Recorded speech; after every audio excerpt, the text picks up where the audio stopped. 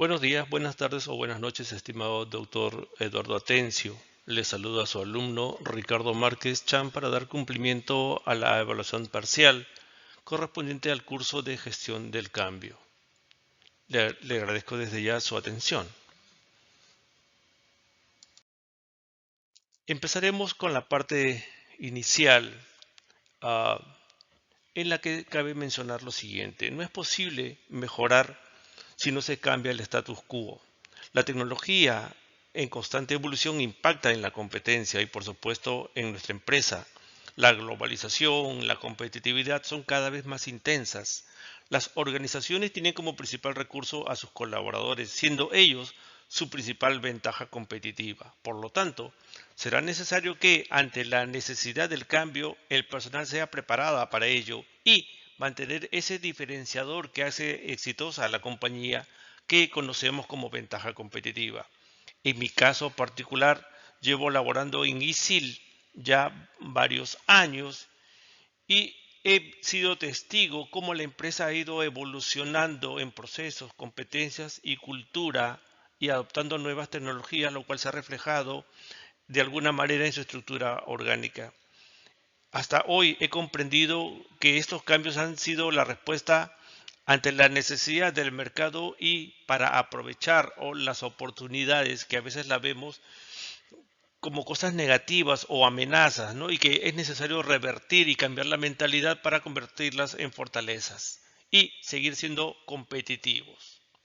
Bien, así empezamos la clase del día de hoy que versa sobre la gestión del cambio. En la primera parte habíamos visto gestión del cambio, ¿no? Es importante definir qué es la gestión del cambio y de manera sencilla podríamos decir que es un conjunto de acciones destinadas a preparar al talento humano de la empresa, de la organización, para el cambio. No, esto es importante que se sepa, se maneje y se contextualice, dado que vivimos en un entorno sumamente competitivo, globalizado, en donde nadie se puede dar el lujo de quedarse en el mismo sitio y no atender a los cambios que demanda los entornos. Y hablo del medio ambiente externo, pero también como factores internos, como las estrategias que se puedan adoptar por la alta dirección. En este caso habíamos visto y habíamos realizado una actividad eh, que era el caso de Netflix y Blockbuster como un caso bastante significativo, como la terquedad o la miopía de la alta dirección de Blockbuster se negó a comprar Netflix y Netflix, por su parte, ante esta negativa, vio una oportunidad y la tomó y se supo adaptar a las nuevas tecnologías y tuvo la visión estratégica suficiente como para ver que las plataformas de entretenimiento eran el futuro y Netflix se llegó a convertir en lo que es hoy día esta plataforma de entretenimiento y que ha sido, digamos, tomado como ejemplo por otras compañías para liderar de esta manera de Netflix el mercado. En la semana 2 habíamos visto cómo los entornos Buca y Bani impactan decisivamente en las empresas, ¿no? Buca, que significa volatilidad, incertidumbre, complejidad y ambigüedad, hicieron a partir del ámbito militar ya nos pintaban un entorno muy complicado sobre el cual se tenían que saber liderar, manejar las compañías. A ello se le agregó luego de la pandemia la volatilidad, la incertidumbre, la no linealidad y la incertidumbre como elementos que complican más ya el entorno que de por sí era complejo, que era en un inicio Buca. Ahora con el entorno Bani la cosa se ha agudizado aún más y son en estos entornos en los que las compañías deben de moverse y esto evidentemente hace sumamente complejo y de una necesidad imperiosa el cambio constante. Lo único permanente, se dice siempre, es el cambio y el recurso humano debiera estar preparado para formar parte de organizaciones ágiles líquidas que den respuesta en su movimiento a las necesidades y a los retos que le plantea la competencia. En la semana 3 vimos la importancia de la transformación digital y se señaló que aquella empresa que no adopte la transformación digital como un elemento consustancial a su éxito va a quedar en la historia. Todos sabemos que es importante, por ejemplo, la Internet de las cosas, el cloud computing o la computación en la nube, el aprendizaje máquina, la big data, la inteligencia artificial, entre otros elementos de las tecnologías emergentes. Es más, en todos somos testigos en nuestros trabajos, en nuestros centros de labores, cómo estas tecnologías se van incorporando lenta pero indefectiblemente para ser parte de una estrategia que haga posible que la empresa sea rentable y hacer frente a la competencia y tomar parte de esto como una ventaja competitiva. Se dice que la transformación digital no es comprarse nuevas tecnologías, es además de ello saberlas utilizar para generar ventaja competitiva a partir de ello. Y acá en la empresa, haciendo un alto a la exposición, le puedo comentar que constantemente ahora teníamos una capacitación de QDoc, que es una herramienta para gestionar información con toda la seguridad que ello implica, ¿no? Ahora no solamente hay que incorporar las nuevas tendencias, sino hay que tener a salvaguarda la información, que es el capital más valioso tal vez de una compañía, ¿no? Entonces hay que tener mucho énfasis en la seguridad y en la ciberseguridad de la información como algo estratégico. Bien, semana 4 vimos el diagnóstico organizacional y cómo para incursionar y poder realizar el proceso de cambio es necesario hacer previamente un diagnóstico. Y este diagnóstico se basa en FODA, en donde se establezcan las fortalezas, oportunidades, debilidades y amenazas de la compañía. Esto es muy importante para saber qué cosa estamos, qué cosa tenemos, qué nos falta y cómo nos pinta el panorama en el ambiente exógeno, el entorno, ¿no? Entonces, en base a la situación actual y al análisis PESTEL, uno puede llegar a la conclusión cuán necesaria o urgente sea hacer el cambio. Pero no bastaría con hacer el cambio en sí. Se necesita todo un camino largo que recorrer para finalmente ir evaluando el rendimiento de ese cambio para saber los resultados de los KPI.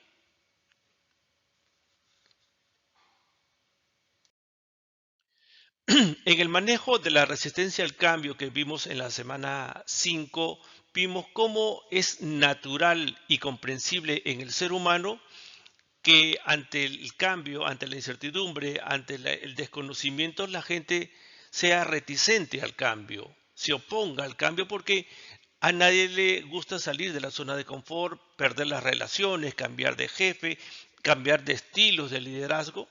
Entonces, empezar de cero en muchos casos. Entonces se genera una natural y comprensible resistencia al cambio.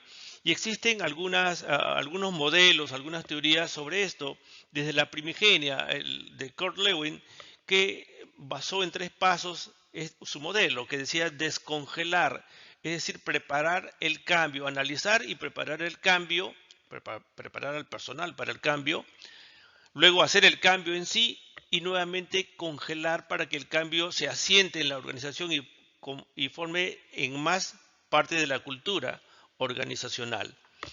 Existen modelos ya luego más evolucionados como el ADKAR que incide en la conciencia, ¿no?, de la necesidad del cambio. Luego en el deseo de participar en el cambio para apoyarlo, en el conocimiento sobre cómo cambiar, en la habilidad que se comienzan a adquirir y en el reforzamiento para sostener el cambio y luego ser incorporado como parte de la cultura en más. Entonces, hemos visto y hemos sido testigos cuando hemos realizado una encuesta al interior de un equipo de trabajo, cómo la gente reacciona con distinta intensidad ante el cambio. Hay algunos que son mucho más, perdón, mucho más reticentes al cambio y otros que lo logran adaptar con una visión mucho más amplia. Se trata de poder gestionar esa resistencia al cambio para obtener la mayor cantidad de promotores y la menor cantidad de detractores, porque finalmente lo que cambia en una empresa es el recurso humano, son los colaboradores, y la empresa será exitosa y tendrá agilidad en la medida que sus colaboradores estén bien capacitados y ellos favorezcan y fortalezcan dicho cambio.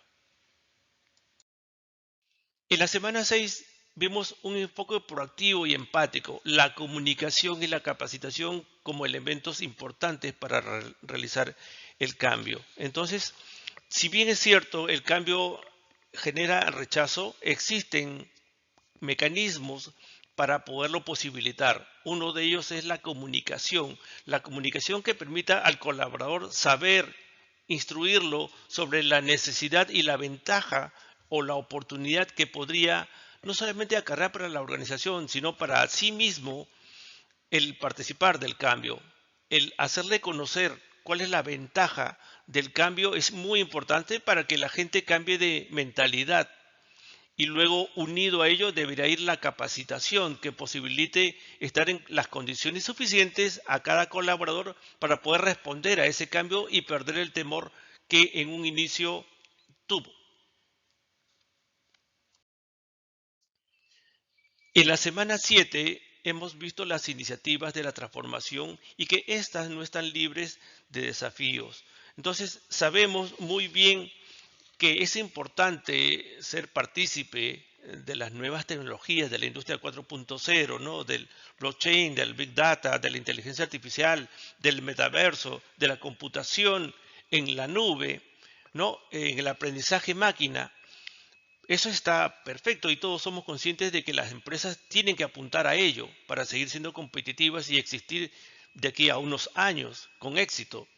Sin embargo, también hemos visto en el caso de Tesla y de Elon Musk cómo a veces los desatinos en la gestión del cambio, en los apuros o en los caprichos de ciertos líderes pueden impactar negativamente cuando se anuncia, como en este caso, productos como el Optimus y el Robotaxi, que dejaron más dudas que certeza y lo que hicieron a la postre, y según mi opinión, fue desnudar ante el mundo una estrategia que debió ser exitosa y que quedó a medio andar, posibilitando con ello que la competencia, le hace mercado chino o productos chinos o empresas chinas, tomen nota de esto y lo puedan sacar y mejorar a futuro, desplazando con esto a Tesla. Entonces es muy importante manejar con mucha prudencia, con frialdad, los tiempos y las decisiones para poder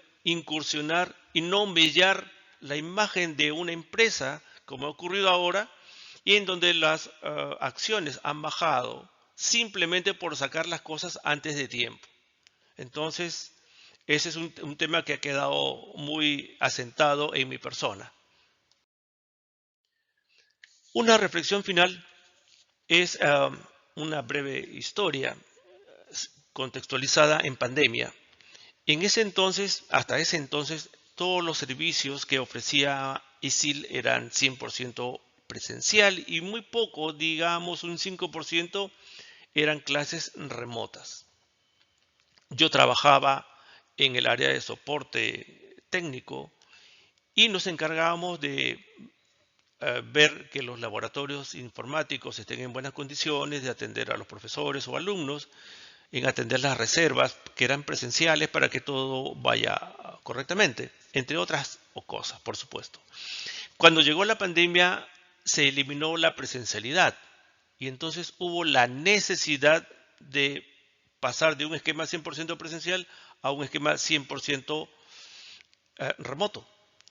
Y hubo que echar mano de nuevas tecnologías como era el Citrix, que permitía al usuario conectarse desde su casa vía internet a nuestras computadoras, muchas de las cuales, digamos, tenían una configuración y tienen una configuración distinta, tienen software más sofisticados, más pesados que requieren mucha más memoria RAM, entre otras consideraciones, y que tienen una licencia pagada. Los alumnos, al no tener estos recursos, tenían la necesidad de acceder remotamente a los laboratorios en campus de ISIL. Entonces, había la manera y el reto de cómo hacerles llegar sus credenciales para el acceso y cómo gestionar esta atención. Entonces, dada la urgencia, se recurrió a una solución manual en una hoja de cálculos, teniendo, digamos, los asientos, entre comillas, de todas las computadoras, y se iba marcando conforme se iban otorgando según la demanda para no perder el control, y se le entregaba vía correo las contraseñas y los usuarios.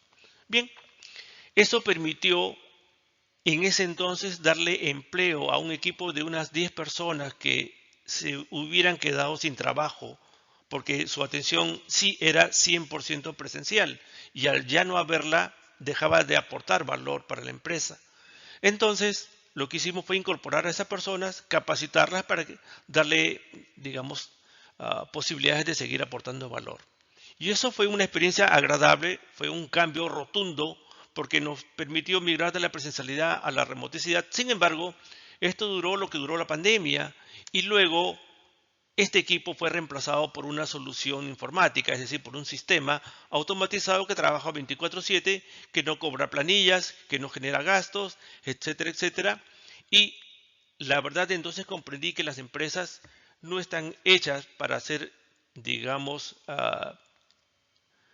una ONG, sino están hechas para generar y ser rentables ante todo. Y ese equipo luego fue, digamos, dado de baja, ese equipo de personas fue dado de baja, y se adoptaron soluciones más tecnológicas, más rentables y más efectivas, ¿no? Entonces, eso me llevó a comprender lo que hoy día en su curso he comprendido: la necesidad del cambio, más allá de lo que ello implique, porque el primer objetivo de toda empresa y de todo CEO o gerente o plana directiva es hacerla rentable y viable en el tiempo.